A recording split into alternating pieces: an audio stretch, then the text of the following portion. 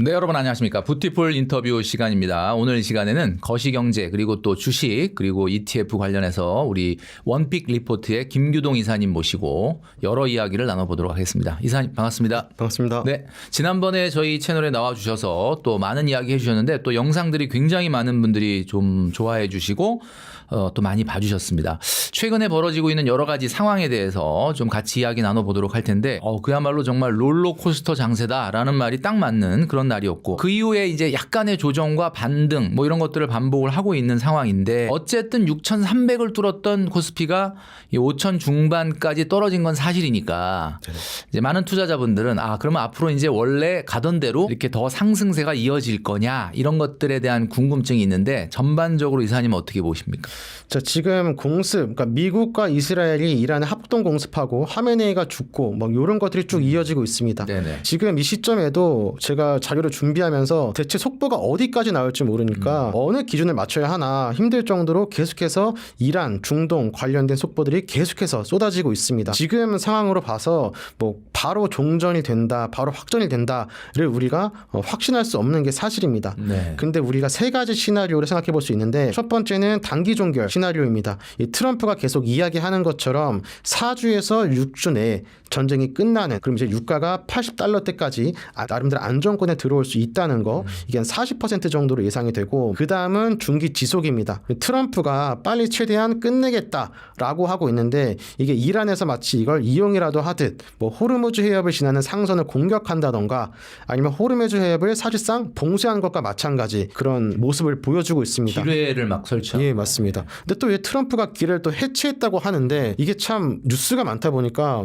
뭐가 맞는 건지. 그렇게 단시간 내에 하기는 어렵지 않을까요? 말이 좀 앞서시는 분이라. 그래서 참 그런 것들이 우리 투자자 입장에서 여러분들이 초이스하기 힘든 부분이 아닐까 생각을 합니다. 그래서 중기 지속 시나리오도 어느 정도 생각을 해 두셔야 되겠다. 45%로 가장 높네요. 이게 아마 이란이 좀 굽히고 들어오면은 단기 종결 시나리오가 높아지겠지만 현재까지는 그 굽히는 모습이 보이지 않고 있기 때문에 중기 지속 시나리오가 한 5% 정도지만 조금 더 높다라고 생각을 합니다. 이렇게 되면은 코스피는 한 10%에서 15% 정도 추가 조정이 나올 수 있고 유가도 마찬가지로 반대로 오를 것이라고 봅니다. 이 최악의 경우의 수는 이 장기화 됐을 텐데 이게 6개월 이상 지속이 되면은 코스피는 30% 이상 폭락할 가능성도 우리가 열어놓고 봐야 한다는 거죠. 네. 근데 사실상 이런 가능성은 제일 적다라고 생각을 합니다. 그럼 이런 흐름들 중에서 우리가 가장 중요하게 뭐 모멘텀 무엇이 중요하냐라고 본다면 저는 핵심 변수는 호르무즈 해협 재개 시점이라고 생각을 합니다. 지금 전 세계 경제를 움직이는 요인으로 크게 떠오른 게 바로 이제 오일, 원유라고 할 수 있는데 한국 원유의 70%가 이 중동에 의존을 합니다. 지금 호르무즈 해협이 막히다 보니까 지금 희망봉으로 이 아프리카를 돌아서 가야 되는 상황이 벌어졌는데 물론 지금 당장은 우리가 비축해둔 그런 기름이 있기 때문에 당장은 문제가 안 됩니다만 중기 지속되거나 장기화 된다면 비축해뒀던 기름을 다 쓰게 되고 희망봉을 돌아오면 유가는 더 올라갈 수밖에 없겠고 이런 흐름들이 나오고 있는 상태입니다. 그리고 22일 오전 8시 기준으로 해서 미국에서 4억 배럴의 비축유 방출을 결정했습니다. 네. 이것만 봐도 굉장히 생각만큼 쉽게 끝나지 않겠구나.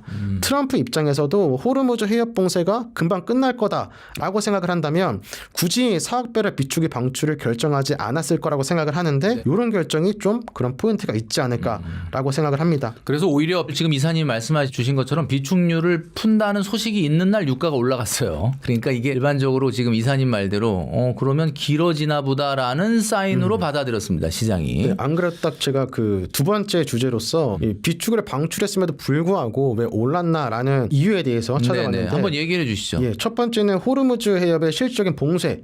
지금 이게 실제로 이뤄진 일인데 이란에서 이제 민간 선박을 피격을 한 거죠. 그러니까 군함이 아니라 일반 상선입니다. 그러니까 이란 쪽 상선은 보내주는데 타국 상선은 보내지 않고 피격을 한다는 거죠.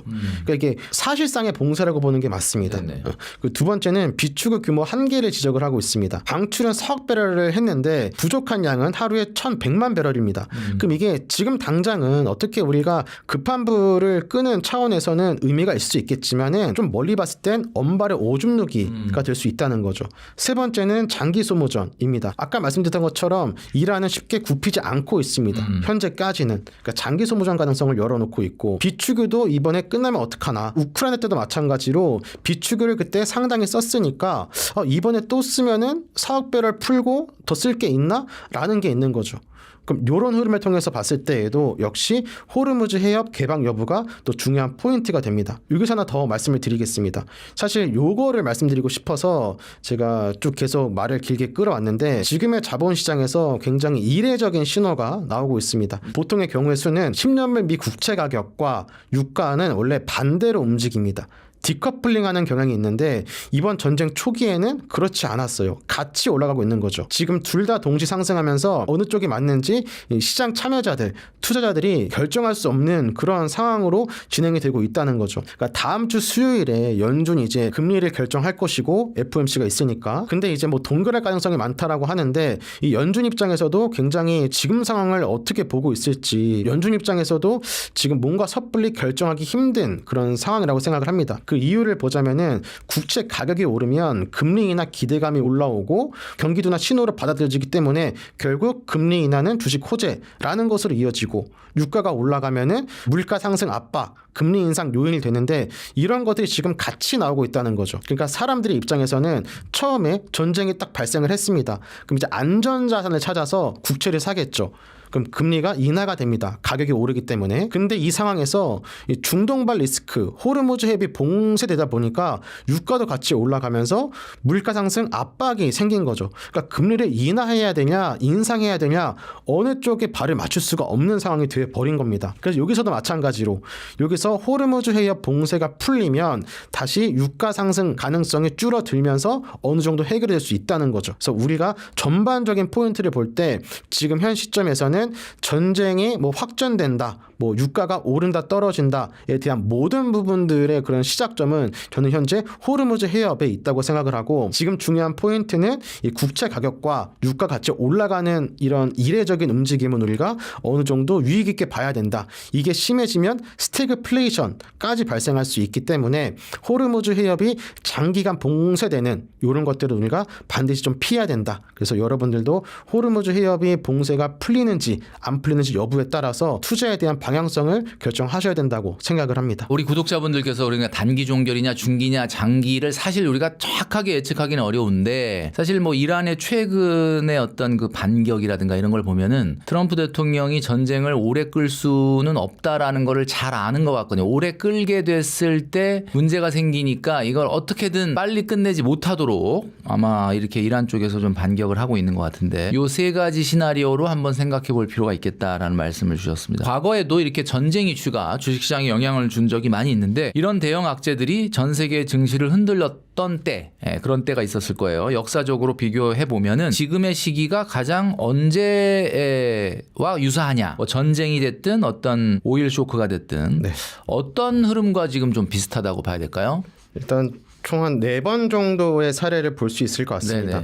가장 비슷한 사례는 2003년에 있었던 이라크전 때랑 가장 비슷하지 않을까라고 생각을 합니다. 그 당시에 이제 코스피가 15%가량 하락을 했다가 3개월 만에 회복하는 모양새를 보여줬는데 이때랑 가장 비슷한 형국으로 진행이 되고 있다고 생각을 하고 그 외에도 뭐 1991년 걸프전 그리고 2002년 러우 전쟁 그리고 이제 가장 최악의 시나리오로 간다면 1973년에 있었던 오일 쇼크와 같이 진행이 될 수 있다고 봅니다. 근데 이 중에서 가장 비슷한 것은 이라크전이라고 봅니다.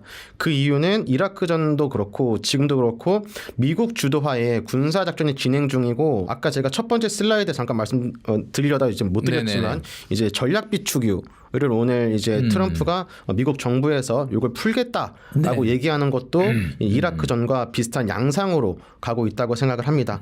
그런데 좀 결정적인 차이가 있다면 지금 이란에서 하메네이가 죽고 나서 차남인 모즈타바가 이 승계를 받았는데 또 이 차남이 또 강경파입니다. 그래서 이제 강경파기 때문에 트럼프는 용납할 수 없다는 입장이고 여기서 이제 협상이 난항을 겪고 있는 그런 흐름입니다. 그리고 또 이제 이란이 걸프국까지 공격을 하면서 사우디나 아랍에미리트, 미국, 이스라엘 이런 쪽까지 같이 묶이면서 이란의 고립이 가속되고 있는 점도 이라크전과 좀 다른 부분이고 그런 부분들이 좀 차이가 있지만 현재로서는 2003년 이라크전과 가장 비슷하다고 볼 수 있습니다. 이라크전하고 비슷하다라고 하면은 이제 코스피가 어느 정도 충격을 받느냐, 그다음에 회복이 어느 정도 될 거냐라는 측면은 그런데 이라크전은 실제로 2003년에 발발을 해서 2011년까지 거의 8년을 했기 때문에 이렇게 된다 그러면은 상당히 좀 한국 경제나 이 코스피에는 좀 안 좋은 영향일 것 같아서 좀 걱정이 되기는 합니다. 어쨌든 간에 일단 이 전쟁이라고 하는 부분이 뭐 이런 자산 시장을 떠나서 좀 빨리 끝나는 것이 좀 좋겠다라는 생각이 드는데 이 코스피의 조정이라는 거는 어쨌든 단기간에 끝나든 뭐 중기로 끝나든 일단은 조정은 조금 당분간 불가피하다. 그러니까 최고점을 우리가 놓고 봤을 때는 당연히 지금 내려와 있는데 이 조정을 더 기회로 보고 더 사야 된다. 라고 하는 조언도 있고 네네. 한편으로는 상당히 좀 신중하게 접근을 해야 된다라고 하는 면도 있어요. 코스피가 워낙 단기간에 빨리 올랐기 때문에 이런 조언에 대해서 어느 쪽이 조금 더 그래도 좀 현명한 대응이다. 이사님 어떻게 보고 계십니까? 저는 일단 더 사라라는 조언에 대해서는 방향성은 맞다고 생각을 합니다. 방향성은 맞다. 예, 방향성은 맞지만 그 방식이 더 중요하다고 생각을 하는데요. 방식. 일단 지금 많은 분들이 최근에 계속 랠리가 이어지면서 보유 중이신 분들이 좀 많을 것으로 예상이 됩니다. 예, 보유 중이신 분들은 일단 절반 정도 청산을 하셔서 현금 확보를 해 놓으신 이후에 리스크를 관리하는 전략을 생각하시는 것이 좋을 것 같고 그 이후 전쟁이 심화된다거나 확전으로 진행이 됐을 때 더 하락을 한다면 그런 구간에서 다시 줍는 전략이 현재로서는 가장 바람직하다고 생각을 합니다. 물론 절반 청산을 했는데 올라간다면 수익이 좀 줄 수는 있겠지만 투자하는 데 있어서 가장 중요한 것은 리스크 관리이기 때문에 리스크 관리에 먼저 초점을 맞추시는 것이 중요하다고 생각을 하고 코스닥 같은 경우를 보시면 이 대형 방산주를 좀 주목을 해야 될 필요가 있다고 생각합니다. 근데 대형 방산주들은 이미 좀 많이 오른 상태입니다. 특히 뭐 하나 에어로스페이스나 LRG 넥스원 같은 애들 이런 애들은 이미 급등이 완료된 상태이기 때문에 투자자분들 입장에서 현재 매수하기가 좀 부담스럽지 않을까. 그렇다라고 한다면 뭐 코스피의 뭐 70% 비중을 매수하시고 나머지 30에서 20% 정도 비중을 이 중소형주를 매수하시는 것도 좋은 대안이 되지 않을까 생각을 합니다. 뭐 제가 대략적으로 세 가지 적어놨는데 회사 명까지도 알려주시네요. 네. 이제 제가 이제 눈여겨 보고 있는 회사들을 좀 가져왔습니다. 좋습니다. 그래서 이런 종목들을 잘 보시고 여러분들이 코스피를 중점적으로 가져가시되 방산 중소형주도 같이 한번 체크하시면 좋을 것 같습니다. 그 여기서 또 중요한 포인트는 이번 이란 전쟁을 겪으면서 많이 느끼셨겠지만 그래도 최소한 현금은 20% 정도 확보한 상태시면은 좀 빠지더라도 더 낮은 가격대에서 매수할 수 있는 좋은 기회가 될 수 있기 때문에 이런 부분들 현금 보유하는 부분들에 대해서 꼭 한번 염두에 두셨으면 좋을 것 같습니다. 지금 뭐 말씀해 주신 건 코스피는 어느 정도는 현금을 좀 확보한 많이 수익이 났다면 그런 것도 좀 하나의 방법이다. 그리고 더 빠지는 구간에서 다시 줍기라고 되셨는데 이게 투자자분들한테는 참 어렵거든요. 사실 이게 떨어질 때 이거를 들어간다는 게 지나고 보면 그때 그랬어야 되는구나 이렇게 생각하는데 좀 쉽지가 않으니까 그럴 때 이제 좀 제가 말씀드리고 싶은 포인트는 이제 많은 분들 중에서 감으로 투자하는 게 아니라 좀 뭐 데이터나 뭔가 명확한 근거가 필요하신 분들은 정 그런 게 필요하다면 VIX, 빅스 공포지수를 보셔라라고 말씀을 드립니다. 그래서 그것도 한번 참고하시면 좋지 않을까 생각합니다. 하여튼 지금 두 가지 코스피 보유자 전략과 코스닥 주목 포인트 전략에 대해서 말씀해 주는데 잘 참고하시면 좋을 것 같습니다. 이란 전쟁은 이제 시작이고 트럼프 대통령이 이제 임기 내에 북한이나 또 중국 등에 대해서 또 한번 큰 이슈를 터뜨리지 않겠냐라는 얘기도 나오고 있거든요. 이거는 뭐 시장에서 사실 좀 약간 불안해하는 요소일 수도 있는데 이럴 때 투자자들 대응을 어떻게 하는 게 좋을까요? 일단 사실상 우리가 국제 정세, 뭐 지정학적 리스크 이거는 개인 투자자 입장으로 어떻게 할 수 없는 불가항력적인 것이라고 생각을 합니다. 그쵸. 그래서 리스크를 없앨 수 없기 때문에 리스크가 발생했을 때 상승하는 수혜 자산을 보유하는 것이 가장 중요한 포인트라고 생각을 합니다. 그래서 지금 이번 중동 전쟁을 보시면 중동 전쟁 발발과 함께 방산 ETF 달러가 상승하는 경향을 보여줬고 북한이 도발하는 경우에 방산 ETF와 구리 미중 갈등이 발생했을 때 구리와 달러 뭐 이런 식으로 이 리스크가 발생했을 때 같이 올라가는 그런 자산들을 보유하시는 것이 중요한 전략이라고 보여집니다. 그래서 추천 포트폴리오 비율을 좀 말씀드리자면은 성장 자산 뭐 좀 이따 뒤에서 말씀드리겠지만 성장 자산의 70% 비중을 가져가시고 해지 보험의 역할로서 지금 우리가 언급했었던 뭐 달러 ETF, 방산 ETF, 구리 ETF를 각각 10%씩 총 30% 담아서 어느 정도 리스크가 발생했을 때 해지에 대한 관점으로 가져가시면 좋지 않을까 생각을 합니다. 여기서 성장 자산이라는 거는 구체적으로 어떤 것들을 얘기하는 걸까요? 조금 이따 말씀드리겠지만 뭐 조선도 있겠고 원자력 SMR 그리고 아까 잠깐 언급드렸던 방산 뭐 이런 쪽 테마를 생각하고 있습니다. 한 가지만 더 말씀드리자면 네네.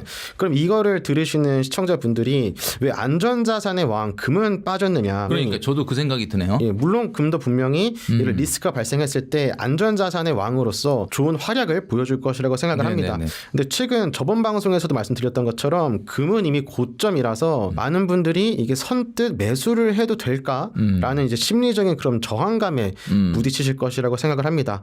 그렇다면은 금을 대체할 수 있는 구리가 가장 좋은 대체가 되지 않을까 생각을 하고 또 이제 경제학 쪽에서는 구리를 뭐 닥터 코퍼라고 해서 뭐 구리 박사라고 부르는 그런 뭐 농담 같은 게 있거든요. 그러니까 이제 구리가 가장 실물 경기를 잘 반영한다라는 말에서 나온 건데 실제로 지금 AI 데이터 센터나 전력망 인프라를 구성하는 데 있어서 구리가 없으면 더 이상 구성할 수 없는 상태이기 때문에 AI 시대에서는 금만큼이나 구리도 중요한 자산이 되지 않을까 해서 금이 아닌 구리를 선택해서 말씀을 드렸습니다.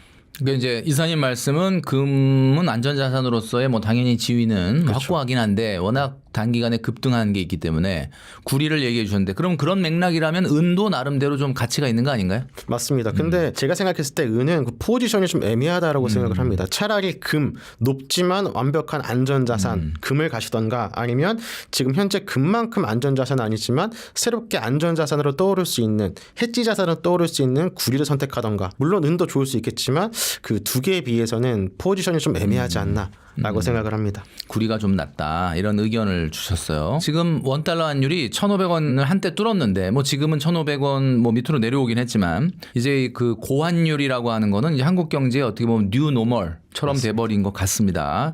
사실 코스피가 엄청나게 올라가면서 사실 굉장히 좀 안정이 됐었는데 이 전쟁 때문에 다시 이제 1,400원 후반대에서 계속 머물러 있는 지금 모양새인데 이 고환율 시대가 당분간 이렇게 유지된다고 봤을 때 투자자들이 어떤 점에 더 주목을 하면서 투자를 해야 하느냐 이런 부분을 좀 이사님이 짚어주시죠. 네, 일단 고환율 시대가 되면은 피해를 보는 업종과 수혜를 보는 업종이 좀 분명하게 갈린다라고 볼 수 있습니다. 일단 피해 업종을 보시면 가장 먼저 직격탄을 맞는 것이 항공사입니다.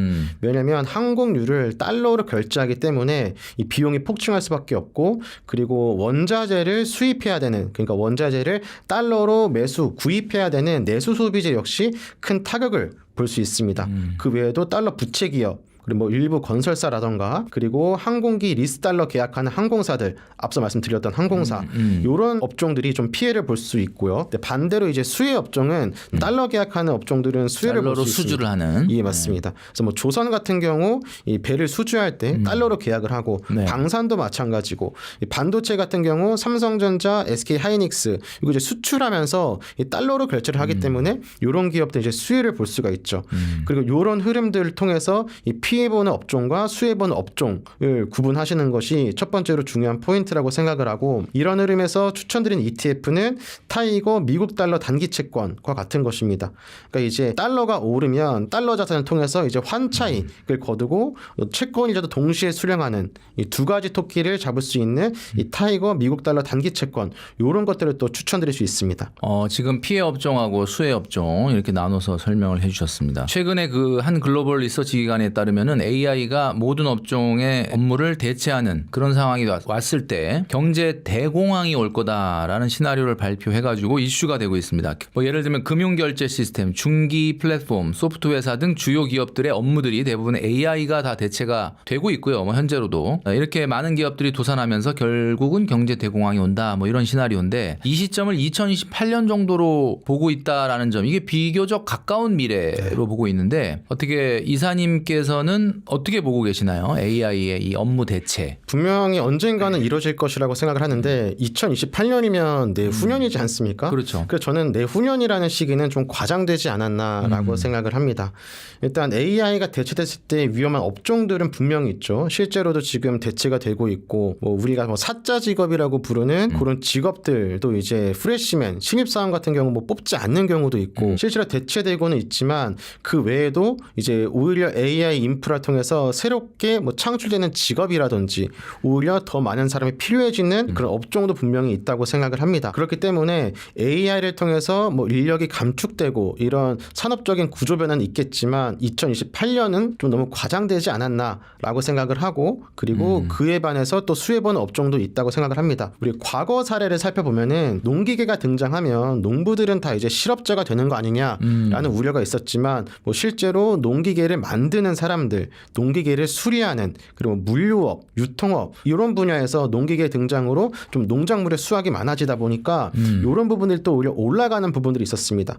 지금도 마찬가지로 AI가 좀 더 뭐 자동화되고 이런다면은 사라질 업종, 직종이 있겠지만은 또 그에 반해서 새롭게 태어나는 업종, 직종도 분명히 늘어날 것이라고 생각을 하고 있습니다.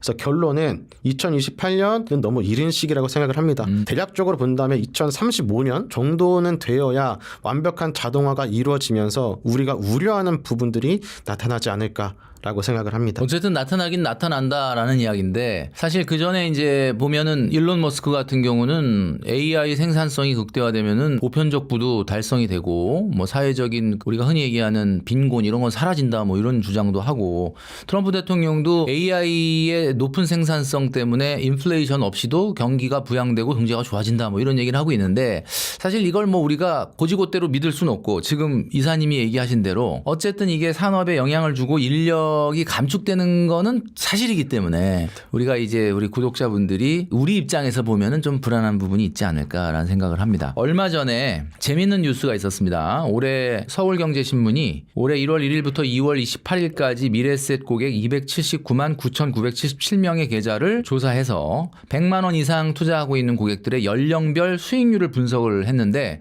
그 자료가 대단히 재밌었습니다. 어느 연령대가 가장 수익률이 높을 거냐? 이게 저도 이제 생각을 해봤는데 놀랍게도 60대 이상이 18.1%로 가장 높았습니다. 그 다음이 50대 이렇게 돼 있고요. 가장 수익률이 낮은 때가 아마 우리 뷰티풀 구독자분들 중에도 대단히 많은 분들이 여기 포진돼 있는데 20대가 1.26%.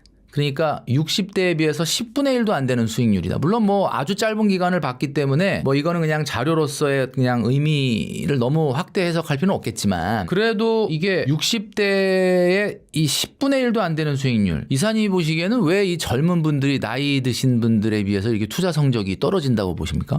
저도 이제 막 20대를 지나고 이제 30대로서 이제 40대를 바라보고 있는 입장입니다. 네네. 근데 저도 젊은 날에 투자를 생각해 보면은 그때는 뭔가 조급함이 굉장히 앞섰던 조급함. 것 같습니다. 제가 투자를 본격적으로 시작한 건 2007년이고 이제 회사를 그만두면서 이제 많은 돈을 투자하고 거의 트레이딩으로 삶을 좀 이어가던 때가 2017년 정도인데 그때 이제 코인이 한창 열풍이었습니다. 네네. 그러니까 이제 지금 젊은 세대들은 인터넷 커뮤니티가 너무 발생을 하고 거기서 새로운 정보, 고급 정보를 찾으려고 하다 보니까 내가 직접 대면하지 않고서도 많은 사람들과의 그런 비교를 내 스스로 하는 거죠. 그래서 커뮤니티 보면은 뭐 몇 퍼센트 먹었다 자랑하고 인생 역전했다 그런 것들을 보면서 자꾸 조급해질 수밖에 없는 거죠. 부모님 세대들은 저금 열심히 해라. 회사 열심히 다녀라. 그러면 뭐 나중에 집 사고 다 할 수 있다. 이런 말이 정말 가능할 줄 알고 뭐 대학교도 좋은 데 가고 취업도 했는데 막상 닥쳐보니까 그게 쉽지 않던 거죠. 그래서 그런 마음들이 조급함으로 발현이 되어서 이 투자도 하는 데 있어서 뭐 우량주 뭐 장기 투자에 대한 관점보다는 빠른 시간에 급격하게 수익을 내기 위해서 뭐 소형주, 뭐 그리고 코인으로 보자면 뭐 잡코인, 뭐 단타 이런 것들에 집중을 하다 보니까 준비가 안 된 상태에서 그런 위험한 트레이딩이 오히려 독이 되지 않았나. 근데 반면에 50대, 60대 분들은 어느 정도 경제적 여유가 있을 가능성이 많지 않습니까?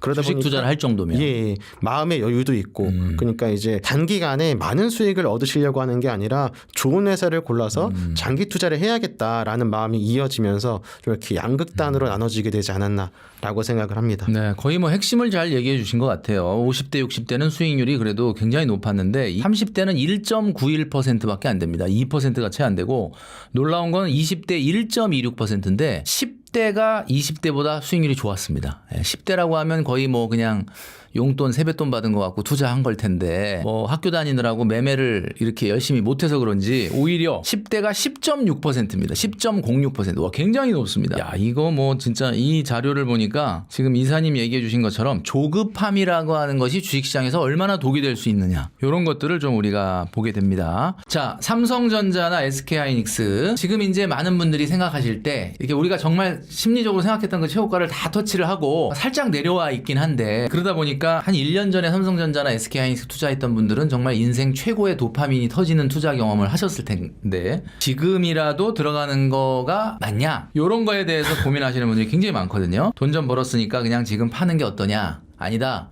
더 들어가는 게 맞다. 어느 쪽에 손을 들어주시겠습니까? 솔직히 저도 모르겠습니다. 그래서 저도 주변인들이 물어볼 때 모르면 반만 팔아라 라고 이야기를 합니다. 아까 처음에도 말씀드린 부분인데, 반만 팔아라 라고 이야기하는 것은 정말 시장을 관망의 시각으로 보겠다라는 입장입니다. 일단 팔아야 하는 이유는 우리가 지금 맞닥뜨리고 있는 것처럼 우리가 불가항력적으로 어떻게 할 수 없는 중동의 지정학적 리스크가 발생을 했고 하락한 것이 사실입니다. 근데 반은 갖고 있어야 하는 이유는, 그렇다고 해서 삼성전자, 하이닉스의 실적 펀더멘털이 깨졌느냐, 그런 건 아니죠. 반도체가 무너졌느냐는 또 아니지 않습니까? 그러니까 이런 상황에서 우리가 최적을 갈 수 있는 것은 관망이고, 보유자 입장에서는 반은 팔고 보자라는 입장이 가장 바람직하지 않을까라고 생각을 합니다. 그래서 각 증권사들의 컨센서스를 비교해봐도 삼성전자는 앞으로 21% 더 올라갈 여지가 있고, 23만 원. 예, 하이닉스는 또 121만 6천 원까지, 그래서 어제 기준입니다. 3월 11일 기준으로 27%까지 올라갈 여지가 있습니다. 이 컨센서스를 봐도 올라갈 여지가 있다고 봐도 충분하고, 그리고 엔비디아에서 또 이제 새롭게 반도체를 나갈 때 삼성전자와 하이닉스가 이제 또 HBM을 공급하면서 이런 부분들에 대한 호재도 남아있는 상태고, HBM뿐만 아니라 디램 시장도 마찬가지. 그러니까 이제 정리하자면, 지정학적 리스크로 인해서 삼성전자와 하이닉스가 하락한 것은 사실이지만 실적 펀더멘털은 전혀 깨지지 않았다. 그런 관점에서 반은 팔아도 되지만 나머지 반은 갖고 있으면서 흐름을 지켜보자 라는 전략이 현재로서는 가장 좋지 않을까 생각합니다. 그러니까 보유하시는 주식에서는 그렇게 얘기하는데, 예. 내가 새롭게 뭔가 또 소득이 발생한 부분을 저축이나 투자를 해야 되니까 우리가 네네. 그런 부분에서는 어느 정도 조금 추가로 매수하는 것도 가격이 내려와 있으니까 나쁘지 않은 전략일 수가 있겠네요. 그죠? 그렇습니다. 좀 그렇게 생각하고, 근데 중요한 것은 한 번에 매수하는 것이 아니라 그렇죠. 예. 빠질 수 있겠구나라는 것을 항상 마음속에 생각해 두고 네네. 들어가신 전략을 이게 추천드립니다. 이제 아까 제가 수익률 60대하고 20대 비교할 때 나왔던 얘기가, 그렇죠. 예, 20대들은 한꺼번에 매수를 합니다. 이거 조급함에 이렇게 맞습니다. 이런 얘기 들으면 또 막 한꺼번에. 근데 60대 분들은 그렇게 매수 안 하거든요. 매수하더라도 지금 이사님이 얘기하신 대로, 그러니까 정말 결정적일 때 실탄이 남아 있어야 되는데 정말 결정적일 때 실탄이 없어요. 20대들이. 예, 그런 현상이 발생을 한다. 자, 대형주 말고 아직 가격이 좀 낮은데 주목해 볼 만한 그런 종목이나 또 ETF가 있다면 어떤 거를 좀 우리가 봐야 될까요? 바로 전 질문에서 우리가 이제 삼성전자, 하이닉스에 네네네. 대해서 나누지 않았습니까? 아까 말씀드리면서 쭉 우리가 얘기했던 부분이 좀 고점이었다가 빠진 그런 부분들이 분명히 있었습니다. 그래서 여러분들이 지금 삼성전자와 하이닉스 같은 대형주들을 매수하는 것이 좀 부담스러우시다면은 이 소부장, 그러니까 이제 삼성전자와 하이닉스의 그 낙수 효과를 받을 수 있는 기업들을 선택하는 것이 좋은 대안이 될 수 있을 거라고 보는데, 또 여기서 개별 종목의 또 위험성이 있지 않습니까? 네. 개별 종목의 위험성을 최소화하기 위해서는 ETF가 가장 좋은 대안이 될 수 있고, 추천드린 ETF는 코덱스 AI 반도체 핵심 장비입니다. 여기 1년 수익률을 보시면은 2월 기준으로 181%, 그러니까 2배 가량 좀 많이 오른 상태인데, 그럼에도 불구하고 저는 더 올라갈 여지가 있다라고 봅니다. 삼성전자, 하이닉스의 상대적인 상승률만큼 따라가지 못했기 때문에 개별 종목들의 상승이 더 올라갈 수 있기 때문이라고 생각을 합니다. 주요 구성 종목을 보시면 한미반도체, HPSP, 이오테크닉스, DB하이텍 이런 애들이 있고, 또 투자 포인트를 보시면 HBM 장비 교체 사이클이 지속될수록 이런 회사들에 대한 수요는 앞으로 더 늘어나고, 그래서 이걸 담고 있는 코덱스 AI 반도체 핵심 장비는 올라갈 여지가 더 있다라고 해서 추천드릴 수 있을 것 같습니다. 그러니까 우리가 아까 말씀하신 금 다음에 동 이런 것처럼 삼성전자의 이 수익 이런 것들이 결국은 어쨌든 삼성전자의 실적을 따라갈 수밖에 없으니까 이런 소부장 기업들도 한번 관심을 가져주시는 게 좋겠다. 정확하게 구체적으로 또 찍어주셨기 때문에 여러분들이 잘 보시기 좋을 것 같습니다. 코덱스 AI 반도체 핵심 장비. 그 하나만 더 말씀을 드리자면 네네. 어쨌든 이게 이제 소부장 기업에 투자를 하는 겁니다. 네네. 근데 소부장이 아니라 나는 메인을 가져가고 싶다면은 이제 또 좋은 대안이 될 수 있는 게 코덱스 반도체입니다. 요거는 이제 앞서 말씀드린 소부장 ETF 코덱스 AI 반도체 핵심 장비보다 변동성이랄지 아니면 뭐 비전이나 상승률을 좀 적을 수 있지만 좀 균형적이다, 좀 안정적이다라는 장점이 있어서 좀 입문하시는 분들에게 추천드릴 수 있을 것 같습니다. 그러니까는 개별 종목을 투자하기가 부담스럽고 그래서 코덱스 ETF를 한다면 코덱스 AI 반도체 핵심 장비도 좋고 네. 그 다음에 대형주와 소부장을 균형감 있게 담고 있는 코덱스 반도체 네. 이것도 굉장히 좋다 이렇게 말씀을 해주셨습니다. 올해가 가기 전에 올해 이제 뭐 시작한 지는 얼마 안 됐지만 포트폴리오에 꼭 담아두면 좋을 만한 ETF 지난 시간에도 한번 말씀해 주셨는데 조금 시간도 지났고 했으니까 지금 상황에서 꼭 포트폴리오에 담으면 좋을 ETF 어떤 것들이 있을까요? 일단 지금 상황이라고 하면은 제가 한 달 전쯤에 왔던 걸로 기억합니다. 그 사이에 가장 크게 발생한 부분이라고 한다면 다들 아시는 것처럼 이란 전쟁이고 이란 전쟁을 보면서 뭐 저도 그렇고 여러분도 느끼셨을 만한 부분들이 전쟁이 발생해서 오히려 올라가는 테마들 그럼에도 불구하고 꺾이지 않는 산업 구조들 이런 것들을 느끼지 않으셨을까 생각을 합니다. 그래서 일단 뭐 저번에 왔을 때에는 전기차 뭐 이런 쪽을 많이 말씀드렸는데 오늘은 우리가 세 가지로 좀 줄여서 보자면은 첫 번째는 조선입니다. 조선에서는 코덱스 K조선 탑10 이런 ETF를 추천드립니다. 다들 아시겠지만 우리나라 조선은 거의 뭐 세계 최고라고 볼 수 있을 정도고 수주잔고가 3.5년치나 지금 쌓여 있습니다. 더 이상 우리나라 조선사에서 배를 더 만들고 싶어도 만들 수 없을 정도로 도크가 가장 가득 차 있다고 합니다. 가장 극단적으로 보여주는 예시는 하나오션의 영업이익이 366% 상승했다는 점. 근데 여기서 끝이 아니라 앞으로 더 올라갈 수 있겠고 미국과 우리가 같이 진행하고 있는 뭐 마스가 프로젝트 이런 것들도 힘을 실어주고 있습니다.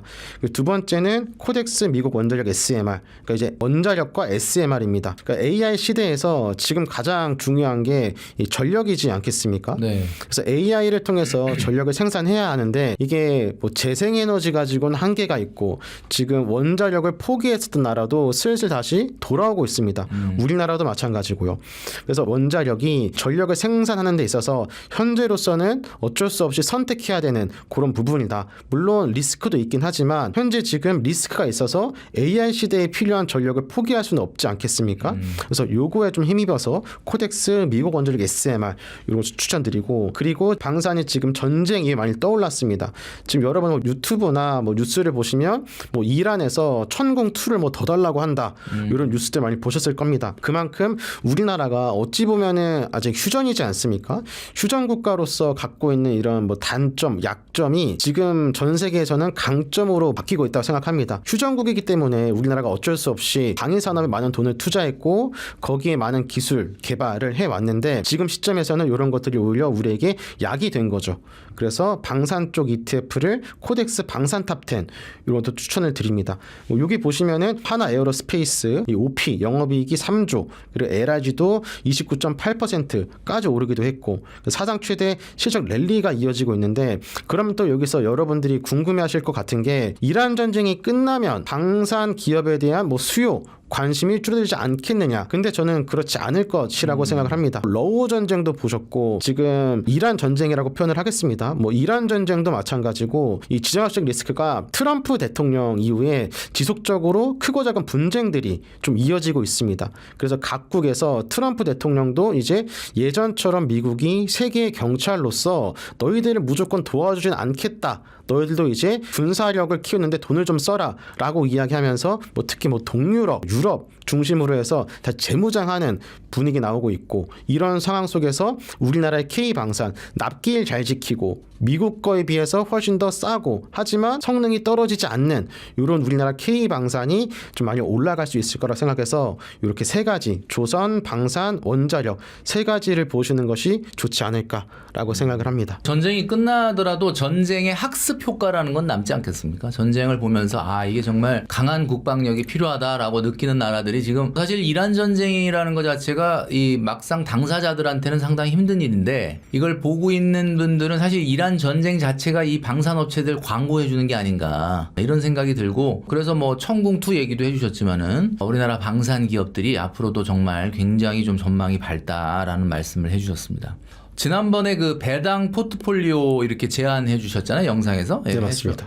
그래서 많은 분들이 특히 그 영상을 많이 봐주셨는데 이번에 그 상법 개정안이 3차까지 통과가 되면서 자사주 소각 의무화 이게 굉장히 화두가 되고 있습니다. 자사주 소각 의무화 이게 이제 뭐 언뜻 우리가 이제 대략 어떤 건지는 아는데 이거에 따라서 주목받게 될 그러니까 갑자기 뭔가 좀 이렇게 밸류가 확 올라가게 될 이런 종목들 그런 배당주 ETF들 이런 것들은 어떤 것이 있을까요? 일단 다들 잘 아시겠지만 그동안 우리나라 코리아 디스카운트의 주요 원인 중 하나는 이 기업들이 나중에 임직원에게 나눠주기 위해서 혹은 다르게 활용하기 위해서 자사주를 매입해놓고 이거를 풀지 않았다라는 점들이 조금 코리아 디스카운트의 원인 중 하나였다고 생각을 합니다. 근데 실제로 3차 상법 개정안이 통과되면서 자사주 소각을 의무화해야 되는 이 법안이 생겼고 이제 상장사들은 싫더라도 자사주를 소각할 수밖에 없는 입장이 돼버린 겁니다. 예전에는 그냥 권고사항이었다면 도의적으로 하면 좋다였다면 이제는 법적으로 하면 안 되는 그런 상황이 돼버린 거라 무조건 의무적으로 해야 되는 거죠. 그래서 이렇게 하게 되면 뭐가 좋냐면 갖고 있는 주식을 그냥 의도적으로 없애는 겁니다. 그러니까 소각하는 겁니다. 그럼 당연히 주식 가치가 희석이 되지가 않겠죠. 그러면서 주당이익인 EPS가 올라갈 수가 있고 제가 예시를 들어놨는데 피자 한 판을 10조각으로 쪼개는 것이랑 네. 피자 한 판을 6조각으로 쪼개는 것이랑 크게 차이가 다르지 않겠습니까? 피자 한 조각의 크기가 엄청 차이나죠. 네, 그렇죠. 10조각으로 쪼개는 것과 6조각으로 쪼개는 것이 요즘 자사주 소각은 이러한 의미라고 생각하시면 됩니다. 실제 일본이 2023년에 시행을 했고 니케이 지수가 3년 만에 2배 상승하는 그런 기염을 토한 적이 있는데 우리나라가 이것을 좀 어느 정도 차용한 그런 전략이라고 보여집니다. 그래서 이러한 흐름 속에서 가장 우리가 주목해 봐야 할 개별 주식부터 보자면 어렵게 보실 필요 없고 자사주 보유가 어느 종목이 많은가를 살펴보시면 먼저 신영증권이라는 회사가 자사주 보유율이 가장 많습니다. 그다음 뭐 부국증권도 많고 근데 말씀드렸던 것처럼 여러분들이 개별 주식에서 어쩔 수 없이 발생하는 리스크가 있지 않겠습니까? 그런 것들이 좀 우려스러우시다면은 이번에도 마찬가지로 이 ETF를 추천드립니다. 대표적으로 코덱스 주주환원 고배당 그리고 플러스 자사주 매입 고배당 이런 ETF를 활용하시면 개별 주식에서 발생할 수 있는 리스크를 최소화하면서 자사주 소각 의무화 3차 상법 개정안 수혜를 볼 수 있는 그런 모멘텀까지 가져갈 수 있는 좋은 대안이라고 생각을 합니다. 지금 또 두 개를 알려주셨는데 코덱스 주주환원 고배당 그 다음에 플러스 자사 매입 고배당주 저 플러스는 한화 자산운용이죠. 네, 맞습니다. 네, 우리 영상을 통해서도 한번 말씀드렸는데 이게 이제 자사주 소각 의무화에 가장 어떻게 보면은 수혜를 받을 수 있는 ETF다라고 해서 우리 이사님이 찍어주신 내용이니까 한번 참고를 해보시면 좋을 것 같습니다. 자, 우리가 배당 지금 얘기하고 있는데 배당과 성장 이게 두 가지를 좀 동시에 잡을 수 있는 이제 괴물 ETF라는 별칭 불릴 만한 ETF 한 가지 좀 꼽아달라라고 하면 어떤 거를 얘기해 주시겠어요? 그냥 저는 바로 딱 생각난 게 타이거 미국 배당 다우존스 그러니까 소위 이제 투자자들 사이에서 타미당이라고 불리는 이 ETF가 생각이 났습니다. 요거의 장점부터 말씀을 드리자면은 배당 수익률이 3에서 4% 매월 분배가 되고요. 근데 이 배당 성장률이 또 올라가면서 복리 효과까지 가져갈 수 있습니다. 그럼 복리 효과가 발생하다 보면은 10년 후에 배당금이 점점 올라갈 수 있겠죠. 근데 단점은 이게 단기적으로 봤을 때에는 시세 차익을 짧은 시간에 빨리 먹고 나온다. 이런 거는 사실 좀 힘든 것이 사실입니다. 네. 그래서 타미당, 타이거 미국 배당 다우존스를 고려하시는 분들은 10년 이상 장기 투자자 분들에게 좀 더 유리하다라고 볼 수 있습니다. 그래서 타미당에 들어가는 종목들은 배당 귀족주라고 하죠. 특히 이제 지금은 뭐 올랐다 빠졌다 하지만 오랜 시간 약세가 지속이 되면은 이때 이런 종목들이 또 많이 사람들 사이에 거론이 됩니다. 어차피 주가는 오르지 않으니까 배당이라도 챙기자. 그럼 어떤 회사가 있겠느냐 하면서 배당 귀족주 찾는데 대표적인 게 이제 뭐 코카콜라, 화이자, 텍사스 인스트루먼트 이런 기업들이 있습니다. 그러니까 이런 기업들은 당장의 배당은 엄청나게 드라마틱하지 않더라도 과거의 배당률을 늘려왔었고 앞으로도 늘려갈 수 있는 회사들이 구성된 게 타미당, 타이거 미국 배당 다우존스입니다. 저번에 인터뷰 할 때도 말씀드렸지만 이런 걸 하실 때 이제 절세 계좌를 100% 좀 활용하셔가지고 과세 이연과 저율 과세를 챙겨가시면 세금도 좀 덜 내면서 복리 효과도 과세 이연을 통해서 가져갈 수 있는 또 좋은 선택이 되실 거라고 생각을 합니다. 단기로 접근하시면 안 된다라는 거고 지금 핵심 구성 종목을 보면 보여주시는데 코카콜라나 홈디포, 텍사스 인스트루먼트나 화이자 같은 우리가 잘 알고 있는 그 배당 귀족주들이 포진되어 있고요. 말씀하신 것처럼 이게 이제 국내 상장이기 때문에 절세 계좌로 활용할 수 있다. ISA나 연금저축 IRP에서도 이거를 운용할 수가 있다라는 이야기죠. 자, 그렇게 해서 절세를 하시면 또 두 마리 토끼를 다 잡을 수가 있다라는 이야기입니다. 4050 세대들 뭐 이제 은퇴 준비, 퇴직 준비 이런 것들을 뭐 늘 머릿속에 생각하실 텐데 퇴직금 1억 정도 가지고 1억의 목돈을 가지고 ISA의 포트폴리오를 짠다면 어떤 구성으로 짜는 게 좋을까요? 가장 오랫도록 그 현금 흐름을 만들 수 있는 구성으로 좀 제안을 주신다면 어떤 게 있을까요?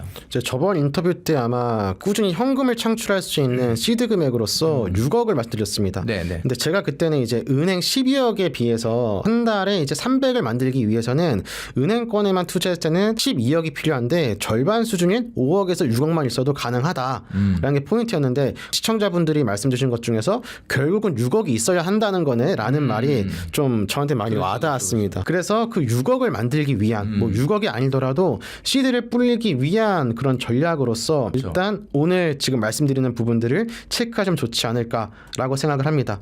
일단 가장 중요한 포인트는 ISA로 출발해서 연금저축으로 이동하는 그 큰 전략을 생각하시면 좋겠습니다.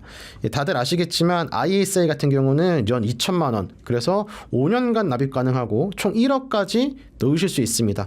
결국 이제 여러분들이 만약에 지금 1억이 있으시다면 ISA에 연 2천만 원씩 총 5년까지 1억을 넣으실 수 있다는 거죠. 그리고 또한 순이익 비과세, 요 손익통산이 되기 때문에 순이익에만 대해서 비과세입니다. 200만 원인데 이건 일반형 기준이고 서민형 같은 경우는 이 400만 원까지 비과세가 되고 나중에 이제 초과분에 대해서 세금을 내더라도 일반 계좌는 15.4%를 내지만 ISA를 활용하면은 9.9%로 상대적으로 낮은 저율과세를 이제 가져갈 수 있다는 장점이 있는 거죠. 또 저 하나 팁을 말씀드리자면은 이 ISA 요거 활용하시다가 3년 만기 후에 연금저축으로 이전하셔도 괜찮습니다.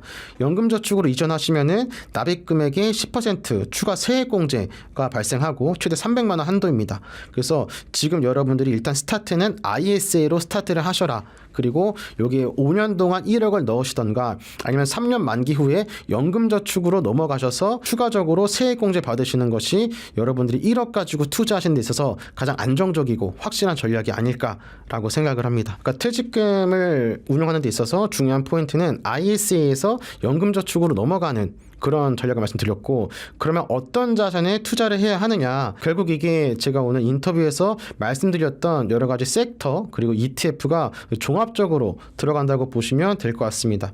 일단 40, 40, 20으로 나눠서 40%는 성장 자산, 40%는 고정적인 현금 수익을 창출할 수 있는 배당 수익을 노리는, 그리고 20%는 해지성으로 안전 자산을 가져가는 전략인 거죠. 그래서 아까 성장에 대해서 올해 추천드리는 뭐 ETF 때 말씀드렸던 것처럼 AI 반도체 핵심 장비, AI 소부장에 투자하는 전략과 그리고 조선에 투자하는 코덱스 K조선 탑10 그리고 미국 원자력 SMR, 이것도 결국 AI에서 파생되는 AI 밸류체인이라고 볼 수 있죠. 그래서 코덱스 미국 원자력 SMR 요걸 통해서 이제 자산 증식하는 걸로 한 꼭지 가져가시고, 그리고 타이거 미국 배당 다우존스, 아까 말씀드렸던 타미당, 코덱스 주주하는 고배당, 이런 것들 통해서 이제 배당 수입, 그래서 월 120에서 160만 원의 현금 창출을 꾸준히 가져가시는 것, 그리고 나머지 20%는 상승률은 좀 적을 수 있겠지만 안전자산이라고 불리는 미국 달러 단기 채권, 이런 것들을 가져가시면 좋을 거라고 생각을 합니다.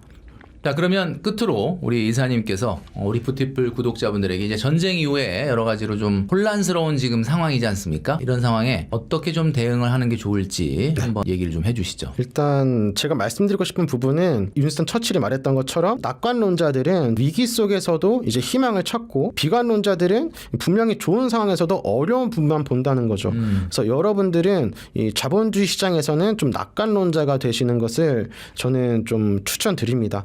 일단 많은 상황을 보셨겠지만 뭐 코로나 팬데믹도 있었고 뭐 많은 주가가 하락하게 만드는 글로벌 리스크들이 많이 발생을 했었습니다. 근데 결국 지금 돌아보면은 결국 자본주의는 어쩔 수 없이 우상향하는 이런 성질로 인해서 많이 올라왔고 지금도 그런 과정 중에 있다고 생각을 합니다. 근데 그 과정 중에서 중요한 것은 우리들도 어쩔 수 없는 사람이기 때문에 나름대로의 멘탈 관리가 필요하니까 현금을 일단 보유하시는 것. 항상 20% 정도의 현금을 보유하신 상태에서 이렇게 리스크가 발생했을 때 유리한 자리에서 장베팅 할 수 있을 때 베팅할 수 있는 현금을 마련해 두시는 것. 그리고 무조건적으로 오른다라는 한쪽만 보시는 것이 아니라 해칭 자산, 제가 뭐 아까 대표적으로 구리 말씀드렸는데 이 구리 ETF나 달러 이런 것들 통해서 이제 해칭하시는 거 30%, 그리고 여기에다가 배당 성장 ETF, 타미당 말씀드린 부분들을 요 세 꼭지를 가져가시면서 지금 보시면은 단기적으로는 상승에 베팅을 하는 것이 맞지만 막연하게 그것을 볼 게 아니라 우리가 나름대로의 대비를 말씀드린 것처럼 나름대로 대비를 하면서 장기적인 우상향을 보자, 낙관론자의 마음으로 저는 이런 말씀을 드리고 싶습니다. 네, 오늘도 굉장히 좋은 말씀을 많이 해주셨습니다. 지금까지 원픽 리포트의 김규동 이사님을 모시고 여러 이야기 나눠봤습니다. 이사님 감사합니다. 감사합니다.